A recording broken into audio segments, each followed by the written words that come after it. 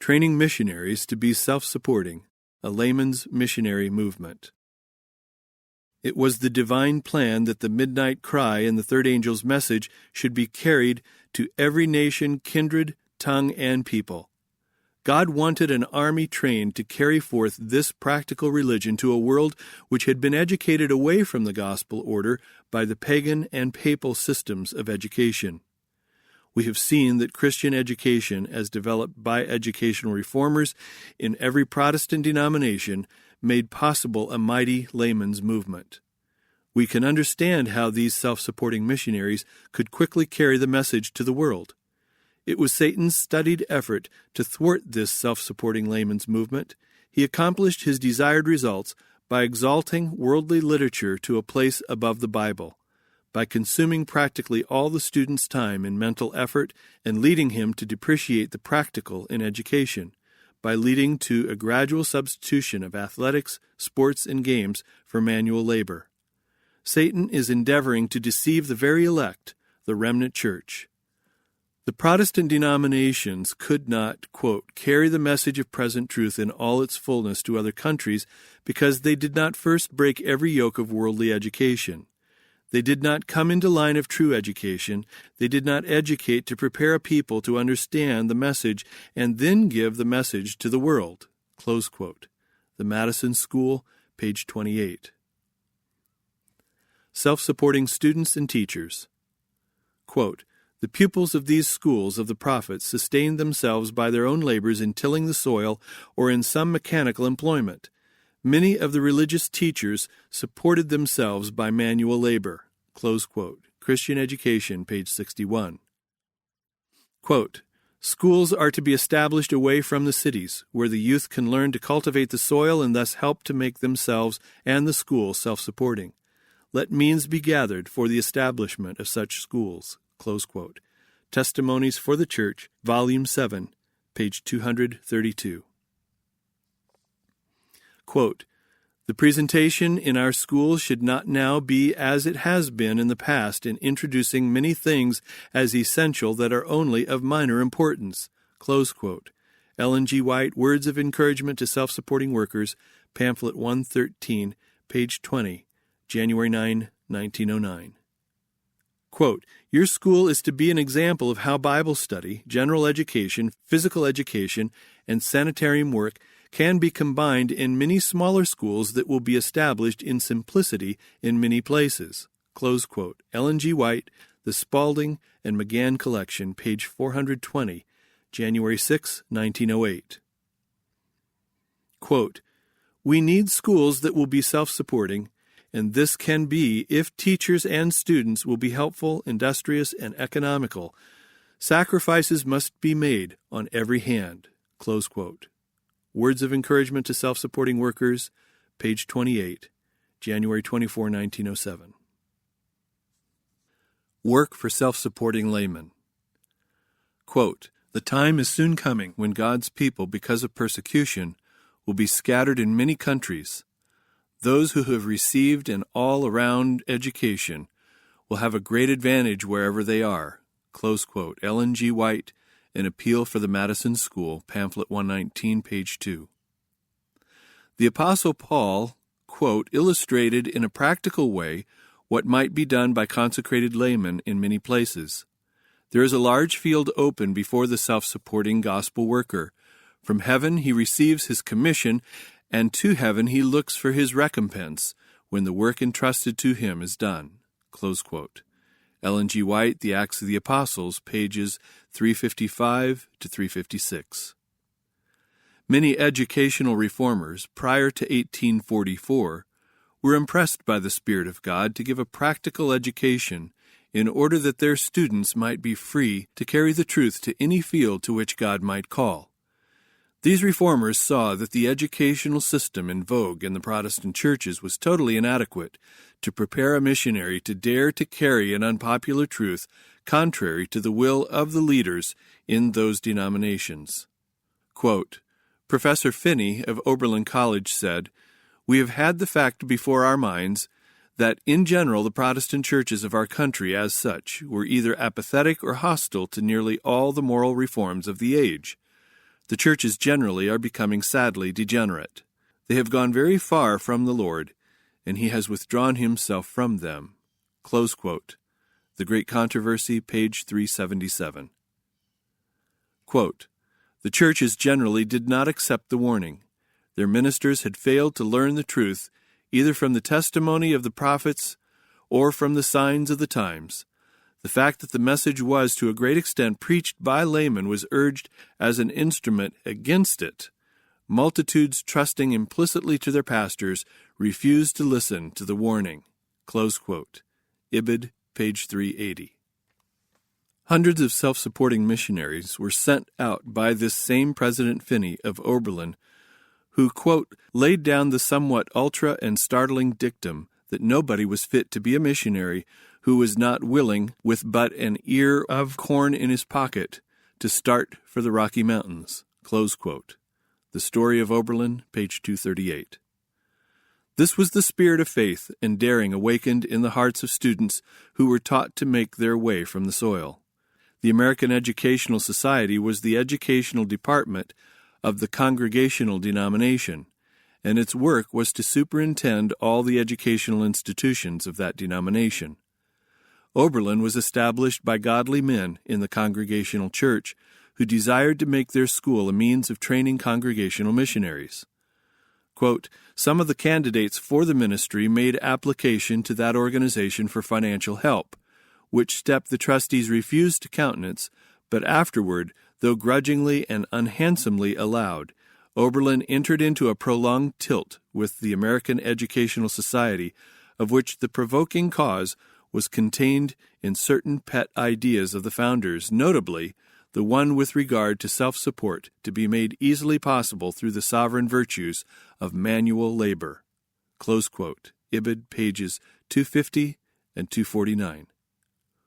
Oberlin's effort to train self-supporting missionaries was attacked by Madison College, a congregational school which attempted to injure the influence of Oberlin in the denomination. Quote, "Here was too good an opportunity for Hudson to miss." Close quote. In January 1837 came this unjust criticism from Hudson. Quote, "When Oberlin started, it was said that students would support themselves, thus not needing help. It operated against the Educational Society, and many refused to contribute. So when Oberlin became convinced that its scheme was visionary and sought aid for students, the board asked them to say frankly that Oberlin was not self-supporting in order to disabuse the public of that notion. This has not been done. We are sorry they do not say right out, 'We are not self-supporting.' So now it seems that Oberlin students cannot earn any more than others and need as much help. Thus Oberlin manual labor is no better than it is elsewhere." Close quote. Ibid, page 250. Oberlin was not always a favorite with sister institutions, and, quote, "was made to appear as a troubler in Israel, an Ishmaelite. Lane and Hudson had a grievance. Here was a shameless trespasser, a poacher upon their preserves." Close quote. Ibid, page 150. This was felt because of the, quote, "wholesale exodus of students who had flocked to Mr. Shippard's school." Close quote. The faculties of Lane and Hudson felt that, quote, "in all things, while Oberlin was radical, they were conservative. Yes, and Oberlin was overrun with students." Close quote. And this in spite of the fact that, quote, "Oberlin wrought with all her might to restore to the churches the purely democratic polity of New England. Therefore, by a multitude of the good, Oberlin was abhorred and cast out as vile." Close quote. Quote, "Oberlin is said to be manual labor, but so is Hudson. It is said that the students come from the East, but why should they come away from the excellent, long-tried, richly endowed, and well-officered institutions in the older states to get an education in a meager and poorly furnished institute in the wilds of Ohio? Why should students be importuned to leave institutions where they are to go to Oberlin, as I understand has been extensively the case in this region?" Close quote. Ibid, page 247. So said Oberlin's critics. The managers of Oberlin felt keenly these thrusts from their own brethren who occupied leading positions. The accusations were not true. Oberlin was sending hundreds of self-supporting missionaries to the Indians, to mountaineers of the South, to the freedmen, and to other needy fields. It aroused President Mahan to reply, quote, "We do not feel called upon to say or do anything. We do not much care whether the society aids our students or not. If we want help, we can get it." Thus stigmatized and cast out, what could Oberlin and her friends do but organize an educational society of their own? Oberlin was charged far and wide with the sin of schism, with being a foe to Christian union, with tugging with might and main to overthrow the ecclesiastical status quo. It was presently Oberlin's lot to be cast out as vile, and but for the existence of the association and other subordinate bodies affiliated with it, Oberlin's students would have been unable to secure either license or ordination. Close quote. Ibid, pages 251 and 252. In 1839, the Congregational Church put this query in their church paper regarding Oberlin. Quote, "Shall young men go there expecting to get a thorough classical and theological education? Will such be received by the churches as pastors or missionaries? Is there any obligation to aid Oberlin as now constituted?" Close quote. Ibid, page 254. In 1840, two Oberlin students, quote, "asked to be licensed, and their case was referred to a committee which without the least questioning simply asked if they believed in the doctrines taught at Oberlin and their way of doing things. Declining to answer such an inquiry, it was finally changed to this: "Do you believe in the whole that Oberlin is a good institution, or is it a curse to the world?" They then confessed that they thought it was good, and also believed the committee would think so too if they would spend a week there. Close quote. Ibid, pages 254 and 255. The license was refused these Oberlin students. The Congregational Conference then took this action toward Oberlin. Quote, "We deem it inexpedient for our churches to employ ministers known to cherish Oberlin ideas." Close quote. Ibid, pages 255 and 256. In 1841, this question was raised by the Conference of Ohio. Quote, "Will baptism pass muster as valid if administered by an Oberlin man?" Close quote. Ibid, page 256.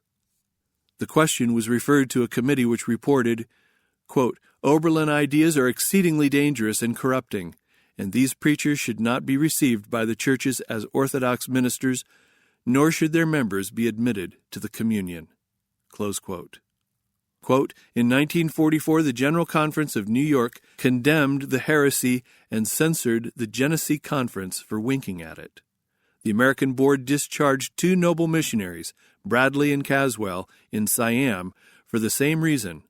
The Cleveland Convention was held this year, but the conference with which the Oberlin Church was connected was not invited to share in its deliberations.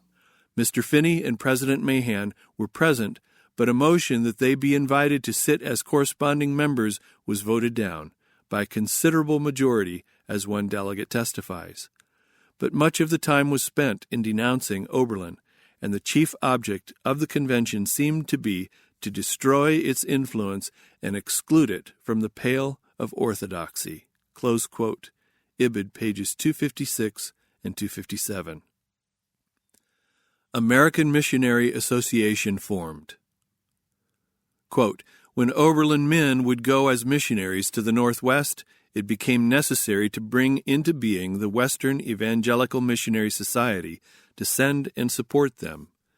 And when they undertook work in behalf of the Negroes, whether in Ohio, Canada, or the West Indies or Africa, other organizations were required which in 1846 were united in the American Missionary Association, which also for years with its operations covered the home as well as the foreign field. The evil feeling, which was very prevalent and widely extended, found frequent expression in language like this. A delegate in the Cleveland Convention said, 'The influence of Oberlin was worse than that of Roman Catholicism.'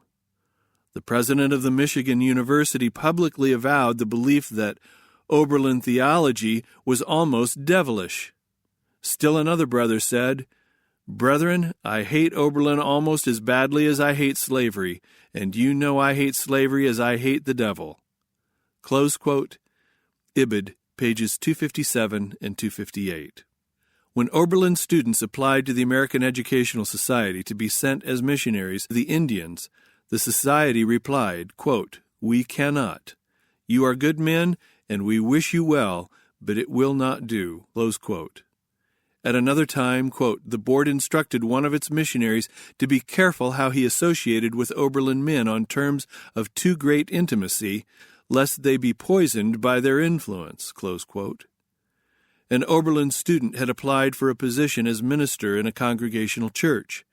The examining board asked, quote, "If installed, will you allow President Mahan or Professor Finney of Oberlin to preach in your pulpit?" And as he replied that he would, a half day was consumed in considering if they should proceed with the examination. When one spoke of the Oberlin brethren, another said, "They are not brethren, they are aliens." And almost the entire body was in sympathy with this statement. Close quote. Ibid, pages 249 and 265. Oberlin was being baptized with fire. These experiences were taken, in the most part, in a kindly spirit. They attended to their own business and sent out a constant stream of live, enthusiastic, successful, soul-saving missionaries. They were beginning to appreciate the truth of this wonderful statement concerning Christian education. Quote, "When we reach the standard that the Lord would have us reach, worldlings will regard Seventh-day Adventists as odd, singular, straight-laced extremists." Close quote. Ellen G. White, Review and Herald, January 9, 1894. Quote, "I want you to guard one point. Do not be easily disturbed by what others may say. Know that you are right, and then go ahead. Do not be troubled by the opinions of those who talk for the sake of talking." Close quote. Ellen G. White, pamphlet 158, page 13, July 18, 1892. Remember that Mrs. E. G. White refers to Oberlin history when the institution was passing through these experiences by saying, quote, "The churches generally are becoming sadly degenerate. They have gone very far from the Lord, and he has withdrawn himself from them." Close quote. The Great Controversy, page 377. Had Oberlin yielded to the demands of the church, had she not endeavored to obey God even under difficulties, she would never have accomplished what she did. For it was in the face of these experiences that she succeeded in placing more missionaries among the freedmen than all other American colleges combined. The Spirit of the Lord helped Oberlin teachers to recognize under the conditions of that time the principle in the following statement, quote, "It is not the Lord's will that the work in the South shall be confined to the set regular lines. It has been found impossible to confine the work to these lines and gain success. Workers daily filled with zeal and wisdom from on high must work as they are guided by the Lord, waiting not to receive their commission from men." Close quote. Ellen G. White, The Southern Watchman, page 15. A manual labor student of Oberlin becomes president. The experience of Professor James H. Fairchild, who was connected with Oberlin for over 60 years, first as a student and then as a teacher, bears witness to the fact that Oberlin did make it possible for students to be self-supporting. Professor Fairchild writes, quote, "A very obvious reason for choosing this institution was my financial limitations." Close quote. Speaking of himself at 17, he says, quote, "My parents could spare me from the farm, but could not furnish money even for tuition. Oberlin was a manual labor school, and my brother and myself, taking the first course together, were manual labor students. On our first arrival, we were put in charge of the lathe sawing in the mill, 4 hours a day, 5 cents an hour. This provided for our expenses the first year. The next and following years we worked as carpenters and joiners on the college buildings and the homes in the colony. By such labor, reinforced by the wages of teaching in vacation, we earned our way through the entire course without any sense of want or weariness or any hindrance to our studies or to our general preparation for the work of life." Close quote. The Story of Oberlin, page 290. This young man was a theological student, and with others from his class went out among the churches as a self-supporting minister. This was the preparation he received which fitted him to occupy a place first as instructor in Oberlin and later as president of the institution with which he spent his life. Salary. The character of the teachers that give students an inspiration to self-supporting work is thus described in the person of an Oberlin professor. Quote, "His piety is more like the divine teachers than usual. He labors with his might to do good in school and out. His education, though not collegiate, is sufficiently extensive. He is a manual labor man. He does not teach for money, but to do good. He is deeply interested in the West." Close quote. Ibid, page 96. Concerning the wages of this man, a member of the board wrote, quote, "I advise that you offer him $400 with the use of a dwelling house and a few acres of land, hay for his horse and 2 cows and his wood." Close quote. Idem. Of the founders of Oberlin, it is said, quote, "These unselfish and self-denying souls offered themselves to the institution without salary for 5 years." Close quote. Ibid, page 269. Oberlin was able to be self-supporting partly because she reduced the size of her faculty by utilizing student teachers, and partly because the members of her faculty were willing to sacrifice in the matter of wages. The students who sought an education in such an institution were as strongly characteristic as the teachers. Of Oberlin students, it is said, quote, "With their own muscle, they were working their way into the ministry. Most were of comparatively mature years, while some were past 30. It was a noble class of young men, uncommonly strong, a little uncivilized, entirely radical, and terribly in earnest." Close quote. Ibid, page 132. Self-supporting missionaries. These schools, which were wrestling with the problems of true education, were all of them training missionaries and evangelists. They held a definite object before their students, a life work which called for self-sacrifice and devotion. This in itself put zeal and life into the work of teachers and students. The world was approaching one of the most momentous years in its history. The judgment message was due. Intensity was taking hold of men in every station of life. Students in these schools were alive to the great social questions of the day, and instead of spending their time and energy in the study of dead classics and other impractical subjects which have little or no value in the training of Christian workers, they were dealing with live problems which called for activity as well as thought. For instance, Oberlin students were devoting themselves to mission work among the Indians. They were educating the colored people. They were sending workers into the mountain districts of the South and even into the islands of the sea. Quote, "Every long vacation, numbers of Oberlin students made their way to southern Ohio, wherever these poor colored were gathered, and lavished upon them sympathy and compassion, receiving only their bare living. In 1836, Hiram Wilson, a Lane student, proceeded to Upper Canada to work among the 20,000 freedmen who had fled from slavery to that place of refuge. They were in deepest poverty and ignorance. To the task of Christianizing and educating them he devoted his whole life. At the end of 2 years, 14 teachers from Oberlin were assisting him. In 1840, no less than 39 were teaching colored schools in Ohio, half of them young women, receiving their board only, and as many more in Canada." Close quote. Ibid, pages 322 and 323.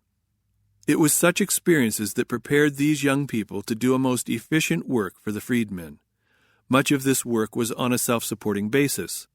Quote, "The great body of young men who went out from Oberlin to preach in the early days went as home missionaries, with this exception, that they looked to no society to aid the churches in paying their salaries. It was not difficult to find needy churches to welcome them. Such was the prevalent ignorance and misapprehension in regard to Oberlin, that the most they could look for was the privilege of working in some needy field without molestation. Each man was obliged to find a place for himself and slowly secure recognition. Under these conditions, Oberlin men found their work and waited for a brighter day." Close quote. Ibid, pages 323 and 324. Missionaries to Cuba. In 1836, a student seeking a warm climate for health's sake went to Cuba. Quote, being a skilled mechanic, he found self-support easy, and while there conceived the idea of a mission to the blacks of Jamaica to be carried on independent of any outside assistance. Close quote. Ibid, page 325. One of the missions started in Cuba was named Oberlin. Quote, for 15 years the call for recruits continued and was responded to until in all 36 had gone forward. For several years these much-enduring men and women, aside from the pittance which the ex-slaves could bestow, depended almost wholly upon the labor of their own hands. In addition, they built their own dwellings as well as chapels and schoolhouses. Close quote. Idem. Oberlin was training men to proclaim an unpopular message, and these experiences were a part of their training. Quote, a year or two of self-denying and efficient labor with some needy church without aid was the usual probation to a recognized ministerial standing. Theological students going out to preach found no missionary society to guide them to open doors and to secure them compensation for the service. They went where preaching seemed to be needed, and often returned as empty-handed as they went, except for the friendship and gratitude of those to whom they carried the work of the gospel. Close quote. Ibid, page 324. One today might wonder how they lived, but the writer goes on to say, quote, they were manual labor students and could make their way in Oberlin another year. The situation had its advantages. The Oberlin man secured a theological standing of its own, a birthright of liberty. This freedom may have come at a heavy price, but it was worth the having. Close quote. Idem. This is an illustration of the great principle given us. Quote, culture on all points of practical life will make our youth useful after they shall leave school to go to foreign countries. They will not then have to depend upon the people to whom they go to cook and sew for them or build their habitations. They will be much more influential if they show that they can educate the ignorant how to labor with the best methods and to produce the best results. A much smaller fund will be required to sustain such missionaries. And wherever they may go, all that they have gained in this line will give them standing room. Close quote. The Spalding and McGann Collection, page 50. Oberlin helps students find their life work. Quote, Oberlin never stood so exclusively as did the old-fashioned colleges for a culture purely scholastic in its nature for book learning. More emphasis was laid upon the practical side. Knowledge was good through its uses. Oberlin has always been impressed by the fact that what the world most needs is character. Men and women of genuine worth and power, whose aims are unselfish and noble, and count service a delight. The teachers were overflowing with stimulus to thought and enthusiasm. The superficial, the namby-pamby, has been held in contempt. The mightiest questions were daily brought up for discussion. Close quote. The Story of Oberlin, pages 399 and 400. Quote, Oberlin was composed wholly of elect persons who came on a mission with a burden, a definite purpose. One of the early graduates used to tell how, as he bade the class goodbye when he had completed his course in an Eastern academy, the principal commiserated them upon the fact that they had been born so late in history that all the really important tasks had been performed, so that nothing remained for them but the ignoble work of helping to keep the wheels of progress moving along in the old ruts. But entering the little clearing in the forest, speaking of Oberlin, he soon discovered that the universal conviction there was that a multitude of mighty questions were yet calling for solution, that the world's redemption was only just fairly begun. Close quote. Ibid, page 298. Teachers are more important than expensive equipment to inspire students. Quote, among Oberlin's leaders were men of remarkable power who uttered their convictions in such a masterful fashion as to make them deeply felt far and wide. Moreover, these men were of an intensely practical make. Thought, investigation, opinion found their fitting goal only in volition and action. Their definition of Christianity was broad enough to include every matter connected with human welfare. Every year they aroused and inspired hundreds of most impressible minds and hearts." Close quote. Idem. Quote, "Say not, we cannot afford to work in a sparsely settled field and largely in a self-supporting way.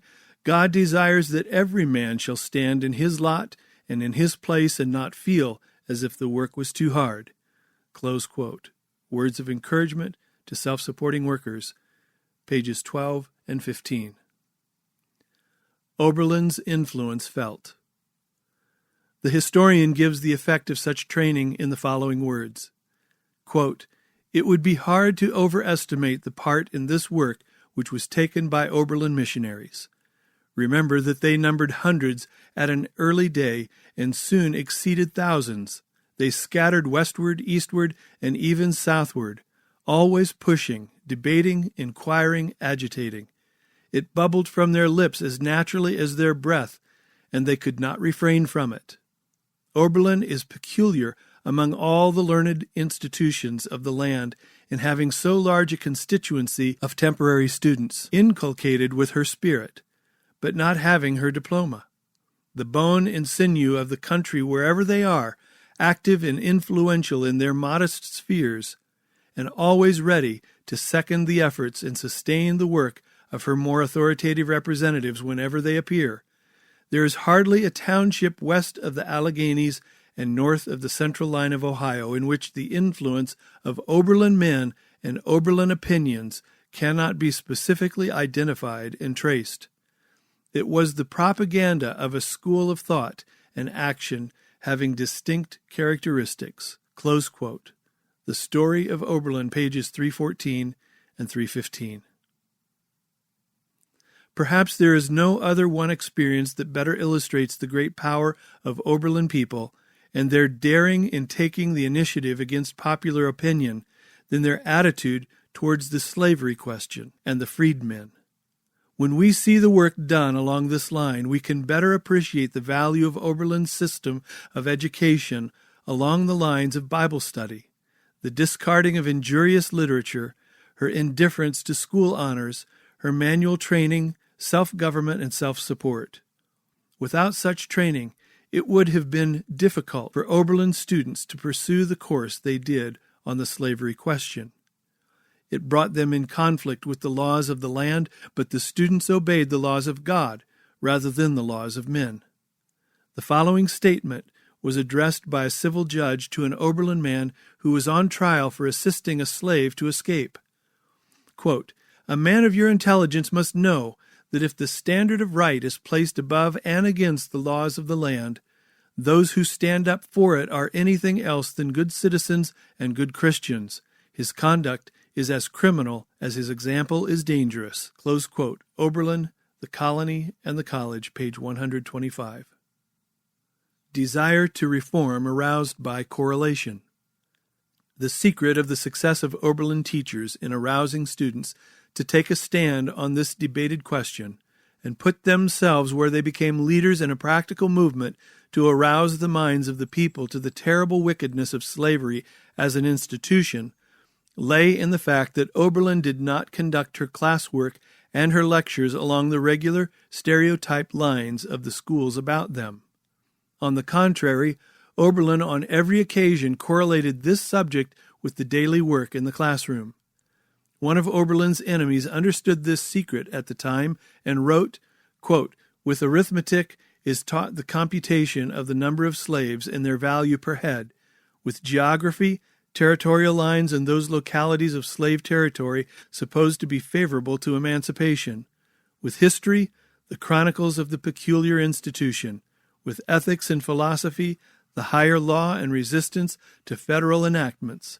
Hence, the graduates of Oberlin are masters of art in abolitionism, and with the acquirement of their degrees are prepared to go a degree or two further if occasion requires. They imagine that they are doing God's service. There may be some excuse for them, that is, the students, but there is none for their instructors. We doubt if there is for either. So long as Oberlin flourishes and educates 1,250 students per annum, male and female abolitionists will continue to multiply. Close quote. The Story of Oberlin, page 265. It has always been God's plan, as illustrated by the schools of the prophets, that the Christian schools should be the nursery in which reformers are born and reared, reformers who would go forth from the school burning with practical zeal and enthusiasm to take their places as leaders in these reforms. He intends that the teachers shall be leaders in reform and possessed of sufficient ingenuity and adaptability to make a vital connection between every lesson and reforms. It was this method that made Wittenberg the center of the 16th century Reformation. Fear to accept and act reforms, a mark of papal system of education. It has ever been the policy of the papacy to sterilize the brains of teachers so that they cannot be impregnated with reform ideas. The papal system of education makes them content to repeat set lessons to their students, as they themselves learned them in school, with no thought of making practical application. The students, in turn, go out to teach others the same rote they have learned, and thus the endless treadmill goes on, ever learning but never getting anywhere. Macaulay thus describes this system, quote, "The ancient philosophy was a treadmill, not a path. It was made up of revolving questions of controversies which were always beginning again.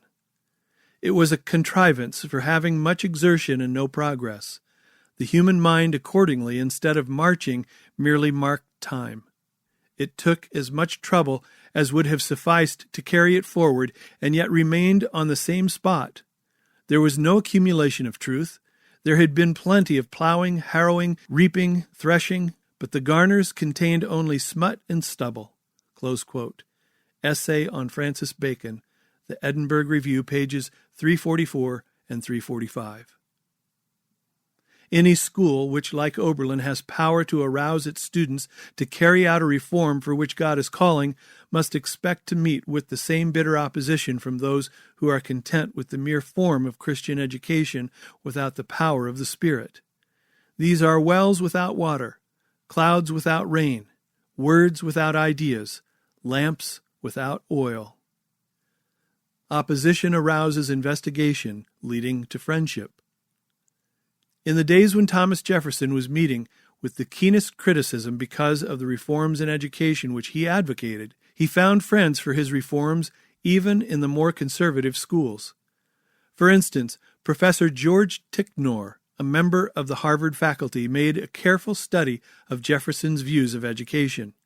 He surprised his friends by traveling 600 miles by stagecoach, the slow conveyance of that period, and endured, quote, "with patience the annoyance of bad roads and the discomfort of bad inns."